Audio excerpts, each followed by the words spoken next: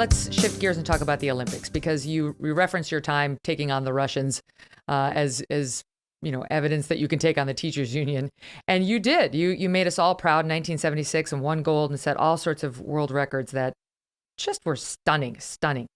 So I wonder, because what I read is that you were the person who started the tradition of running with an American flag after a win.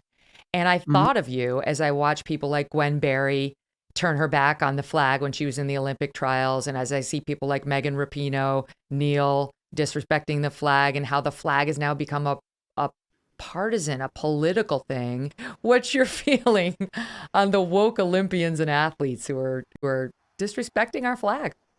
Yeah, you know what?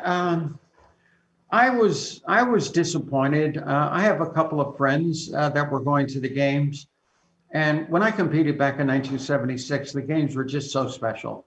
I mean, patriotism was at its height. You're right, I was the first person to ever have an American flag at the finish line. And because I'm so proud of my country and I was proud of the accomplishment. But to see, I felt so sorry for Tokyo. I don't think it was their fault. It was supposed to be in 2020. It was going to be a great Olympic Games, but obviously COVID hit and that didn't happen. And with empty stands, I felt sorry for a lot of the athletes. And it's certainly this woke thing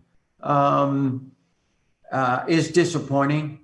I'm so proud of my country. I love this country. I'm proud of my flag. I'm proud of our military, proud of the people of not only California, but this entire country. And to see people disrespect that, that really bothers me. And we are the greatest nation in the world. No question about it. We are not only the greatest nation in the world, California is the greatest state, and it's just crumbling. And I hate to see that happen. I don't want that to happen. And that's why I'm running for governor. I want to change things. I want to be an inspiration to people. You know what? If you don't like what's happening in your, school system, don't just go to the school board meeting, and we see a lot of these videos out there and complain what's happening. Run for the school board, get in a position of power. If you don't like what's happening in your town, run for city council, run for mayor, get in a position of power so you can change something here. And don't just sit back and complain about it. I don't want to move from California. I may be forced to move at some point. I don't know, but I don't want to move from California. This is my home. I've been here for 48 years.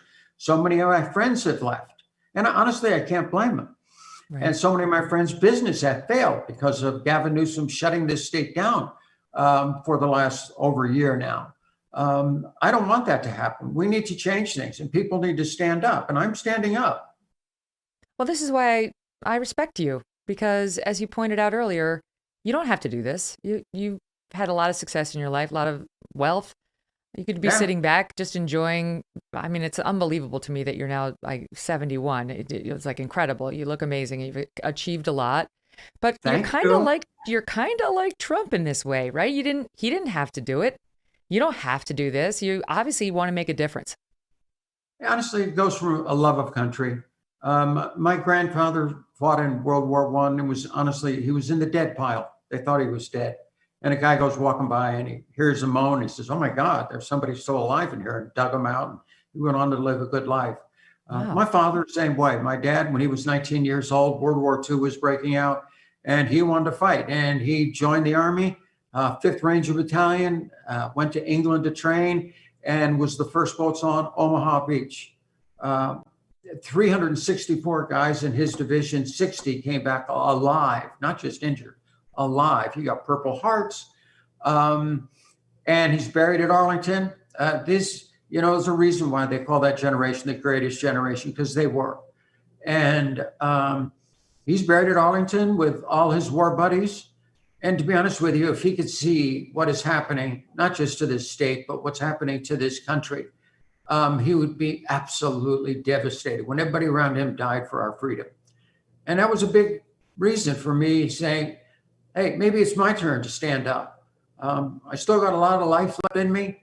I think I have what California is looking for with a moderate Republican. And, I'm excited to do this. I've met some of the greatest people out on the campaign trail.